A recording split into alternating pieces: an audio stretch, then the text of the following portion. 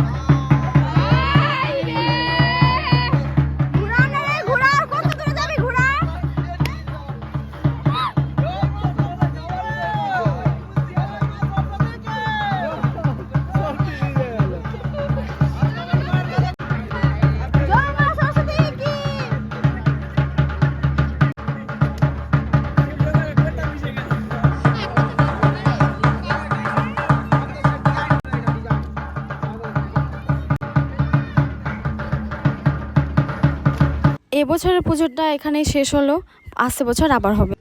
এরা নামতে পারছে না, এরা এখানে উঠে গেছে আর এদিকে আসতে পারছে না। এর আগে প্রচুর ডান্স হতো, আগের বছরেও হয়েছিল, কিন্তু জানি না এবছরে কি হলো, কেউ আর ডান্সটাই করলো না।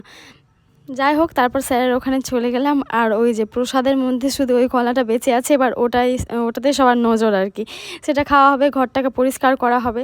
তো এদিকে সবাই নিজের ভাগটা বুঝে নিচ্ছে আর আমিও পেয়ে গেছি। তারপরে এরা ঘরটাকে একটু পরিষ্কার করছে, ঠিকঠাক করছে। আর এদিকে দেখো এদের ট্রেন লাইন এটা।